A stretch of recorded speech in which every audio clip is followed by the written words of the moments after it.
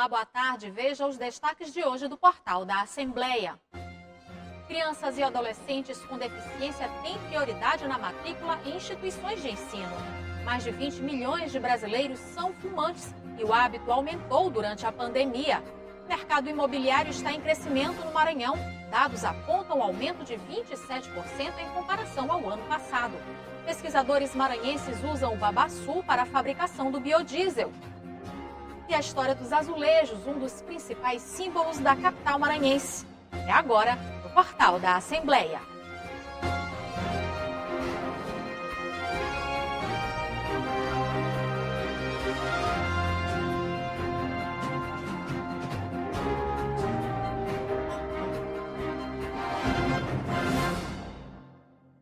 O Senado Federal aprovou o projeto de lei que determina que crianças e adolescentes com algum tipo de deficiência ou doença rara tenham prioridade em matrículas nas instituições de ensino.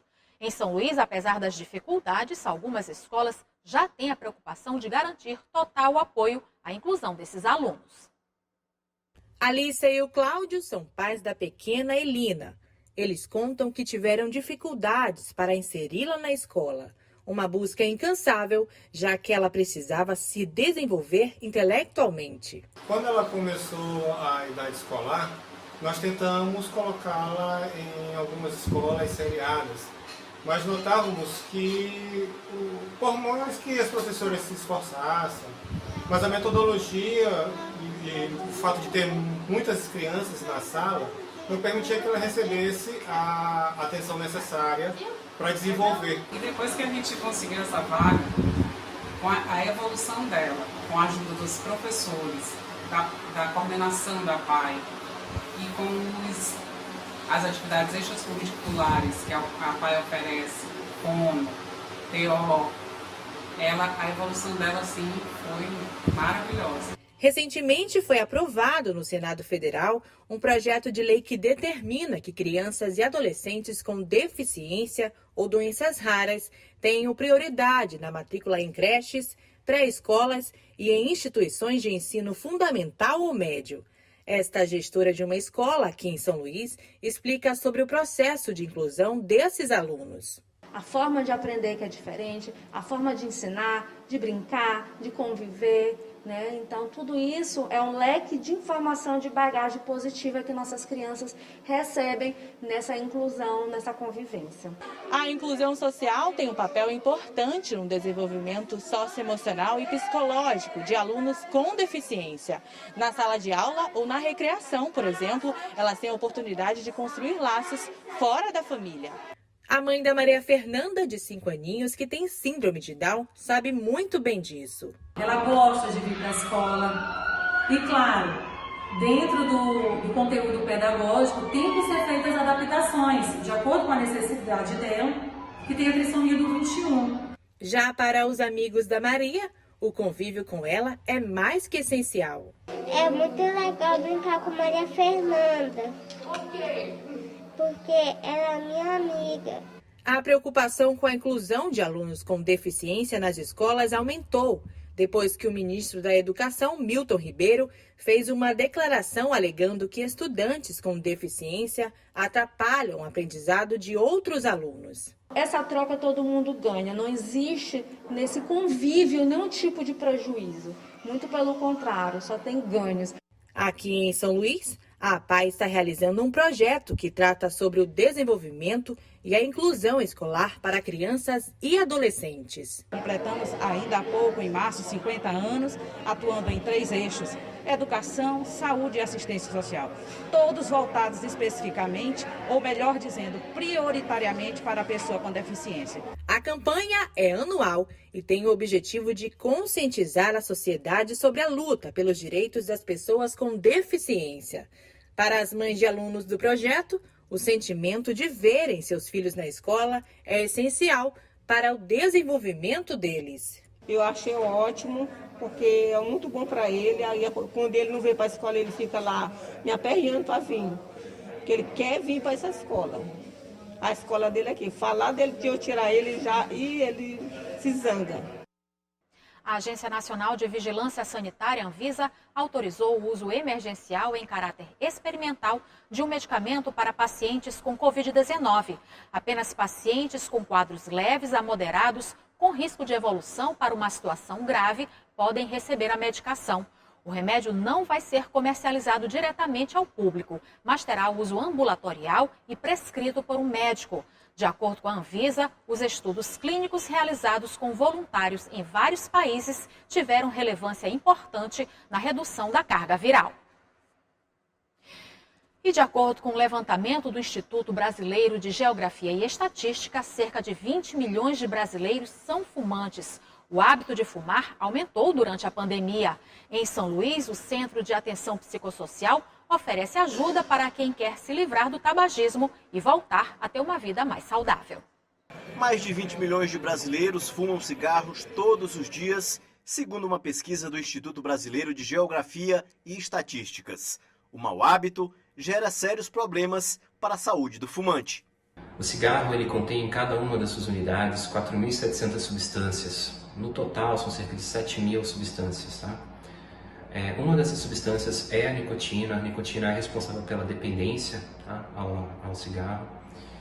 Nós temos pelo menos 60 doenças associadas ao cigarro. E isso é dose dependente. Tá? E qualquer dose é capaz de provocar dano. Quanto maior, mais dano. Com o início da pandemia do novo coronavírus, que exigiu que as pessoas se isolassem para evitar aglomerações, a situação ficou pior para quem fumava e quem escolheu também ser um fumante. No Centro de Atenção Psicossocial, o CAPS-AD, funciona há mais de 2 anos um programa de combate ao tabagismo oferecido pelo Sistema Único de Saúde. O CAPS funciona aqui com esse serviço do programa tabagismo há mais de 2 anos e meio. O serviço ele é gratuito. Você que pode sentir a vontade de vir procurar o nosso serviço. Aqui a gente funciona das 7 às 19 horas. Os encontros são realizados no CAPS uma vez por semana e as pessoas que fazem tratamento recebem acompanhamento psicológico e recebem as medicações para continuar o tratamento. Um encontro multiprofissional com farmacêuticos, com psicólogos, com enfermeiros também. O nosso encontro é toda quinta-feira, 2 horas da tarde, e o tratamento ele é tanto psicológico como medicamentoso. A gente trabalha com o medicamento BUP, que é o cloridrato de bupropiona, que é prescrito pelo nosso médico. Também nós fazemos o tratamento com adesivo de nicotina. Este homem que prefere não se identificar conta que fuma há 4 décadas e agora pretende se livrar do vício. Busca pelo tratamento foi uma questão familiar. Então, os filhos, conversamos e tal, eu resolvi vir fazer. Seu Isaías está na última etapa do tratamento e agora sabe reconhecer os gatilhos que o levaram a fumar durante 23 anos. Hoje, com 58 anos de idade, está a poucos passos para dar um fim ao tabagismo depois de mais de 2 décadas.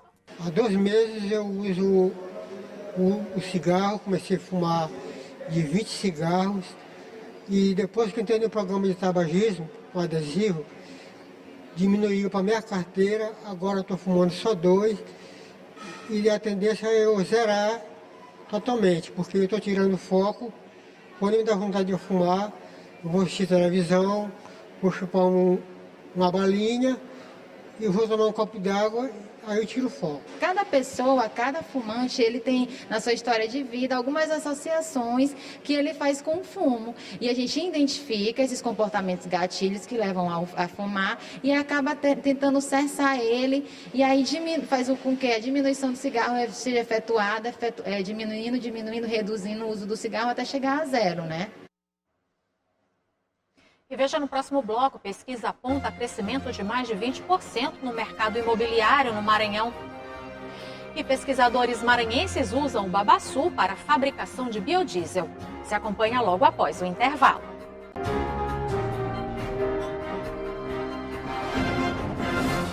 Dados da Câmara Brasileira da Indústria da Construção apontam um crescimento de 27% nas vendas de imóveis em comparação ao ano passado. Os números colocam o Maranhão em 4º lugar em aumento de vendas no setor. Um bom momento para quem busca financiar a casa própria. Não é novidade alguma que diversos setores econômicos foram afetados pela pandemia do novo coronavírus. Ainda assim, o tom entre o setor imobiliário é de otimismo, em meio à crise e os efeitos que ela gerou. Entre as mudanças mais significativas está um processo contrário que vinha sendo observado antes da crise. A indústria da construção ela é uma das maiores indústrias do nosso estado. Ou seja, ela corresponde a mais de 25% da nossa economia. Então, nesse período de pandemia, ela teve muitos altos e baixos. Nós tivemos a área de incorporação, que teve um aumento da demanda da procura de novos imóveis, mas também tivemos pela paralisação da própria economia, nós tivemos alguns percalços. Mas a nossa perspectiva é de crescimento nos próximos anos. Se antes a tendência era a diminuição de espaços, com a pandemia, o lançamento de novos projetos precisou ser repaginado. O Ricardo é corretor e trabalha no ramo imobiliário há 8 anos, com todas as linhas de imóveis. Ele explica sobre o atual cenário e o que de fato tem feito esse mercado crescer. A pandemia, ao contrário do que muitas pessoas pensam, depois que passou a parte de lockdown, o mercado ele se revolucionou e superaqueceu. A gente está tendo hoje uma concorrência muito grande dos bancos, né? Isso foi um dos motivos, as taxas de juros baixaram bastante, né? E além do mais, aquelas pessoas que moravam num apartamento pequeno, com crianças, às vezes com cachorro, quiseram ir para um espaço maior, ou para uma casa ou um apartamento maior. Espaços maiores e mais confortáveis, já que as pessoas passam muito mais tempo dentro de casa. Basta dar uma olhadinha com atenção em alguns pontos de São Luís para nos depararmos com imensos condomínios como esses, em construção. Dados da Câmara Brasileira da Indústria da Construção apontam um aumento de 27% das vendas de imóveis no primeiro trimestre de 2021, em comparação ao mesmo período do ano passado. Ainda em julho de 2020, a venda de imóveis no Maranhão aumentou cerca de 84% em relação ao mês de abril do mesmo ano. Os números colocam o Maranhão em 4º lugar entre os estados que tiveram maior crescimento. Uma medida que foi muito comemorada entre o setor imobiliário no estado foi a decisão da Caixa Econômica Federal de incluir os custos de cartório e o imposto de transferência de bens imóveis nos planos de financiamentos. Uma boa notícia para quem está em busca da casa própria. O mercado, posso dizer que continua vendendo bastante, porque é oportunidade, o banco baixa a taxa de juros, as construtoras flexibilizam um pouco mais a questão de pagamento e isso proporciona que o cliente consiga fazer bons negócios na época de pandemia. Com o preço do combustível em alta, alternativas viáveis e mais baratas são sempre bem-vindas. Em Imperatriz, pesquisadores estão usando o babaçu para a fabricação do biodiesel, que oferece inúmeras vantagens, entre elas o cuidado com o meio ambiente e a geração de renda para comunidades extrativistas. Com o preço do combustível em alta, o ideal é que tivéssemos mais opções no mercado para não dependermos tanto do petróleo. Um combustível não renovável que, além de caro, provoca inúmeros impactos ao meio ambiente. O carro elétrico é uma alternativa. A energia que produz é limpa, não agride a natureza, mas ainda está fora do alcance financeiro da maioria das pessoas.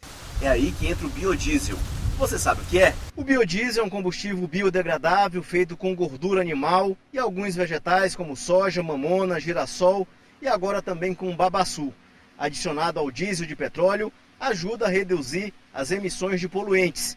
No futuro, pode substituir totalmente o diesel usado em veículos sem poluir o meio ambiente e por um valor mais em conta, já que a matéria-prima é renovável. E aqui no Maranhão tem a maior floresta de babaçu do país. O fruto típico do estado vem sendo estudado por pesquisadores da cidade de Imperatriz para a fabricação de biodiesel.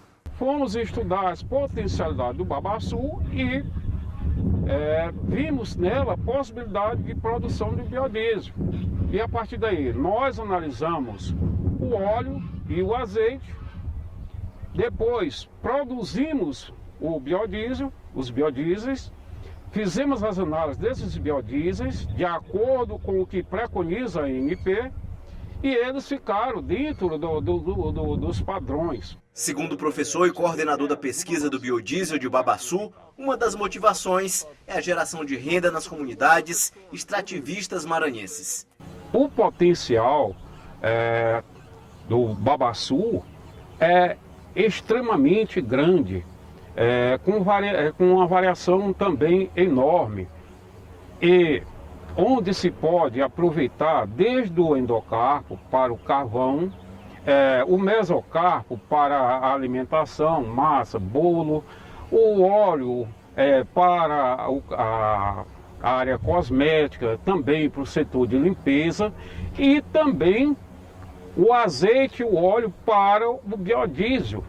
Sendo assim, o Maranhão pode contribuir para reduzir os impactos ambientais através do biodiesel, do óleo ou azeite do coco babaçu. O estudo foi realizado durante 2 anos, mas a utilização do babaçu como matéria-prima do biodiesel é uma realidade que oferece inúmeras vantagens, mas que precisa de investimento.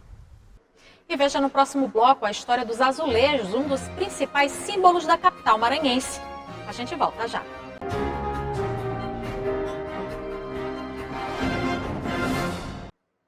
O Instituto Nacional do Seguro Social estabeleceu novas orientações para a remarcação de perícia médica.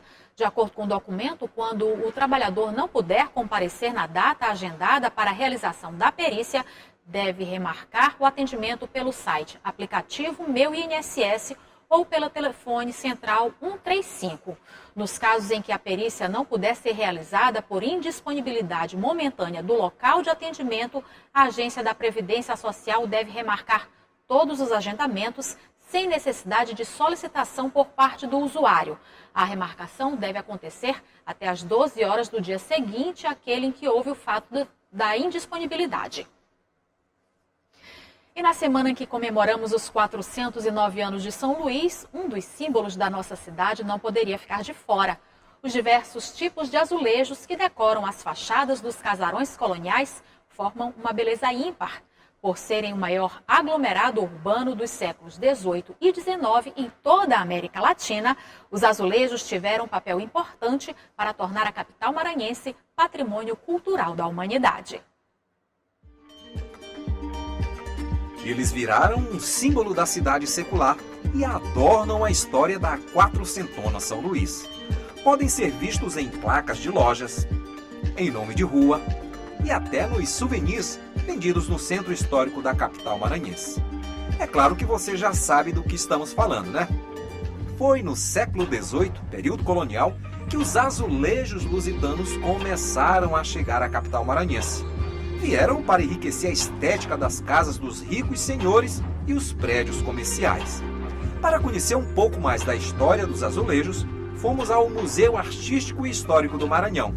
Nesta mostra, onde todo o acervo é proveniente de doações, temos um pouco da variedade destas peças encantadoras.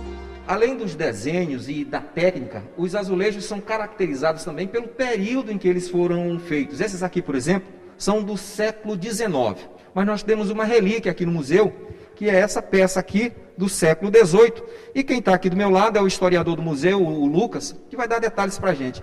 Lucas, aqui a gente vê que esse azulejo tem uma técnica diferente, né? Tem até um desenho diferente desses tradicionais que a gente é acostumado a olhar. O que acontece com essa peça aqui? Essa peça, né, ela chega aqui no século XVIII, né? Numa época em que os azulejos eles tinham característica mais decorativa, né?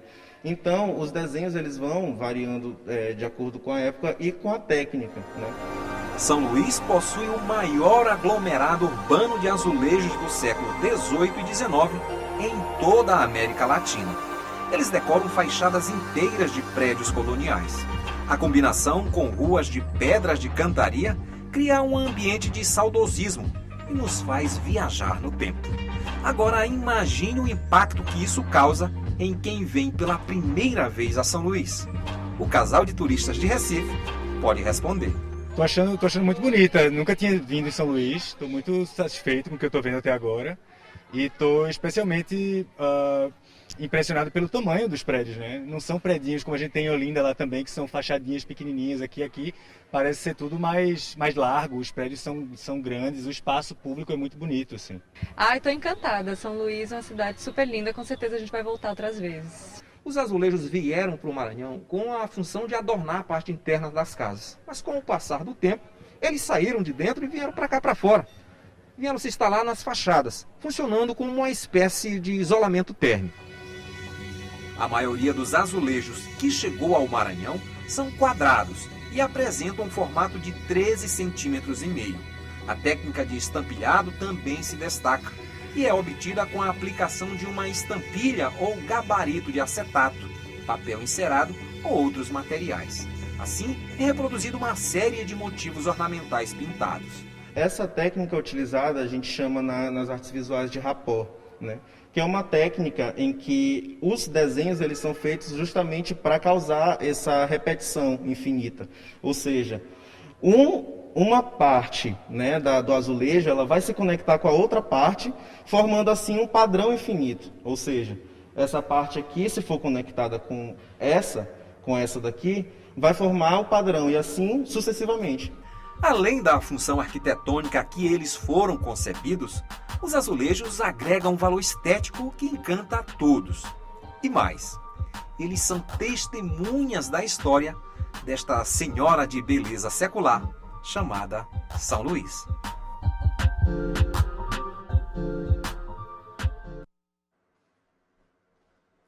E o Portal da Assembleia fica por aqui. Para rever as reportagens de hoje, acesse o site al.ma.leg.br/tv. Uma ótima tarde para você. Até amanhã.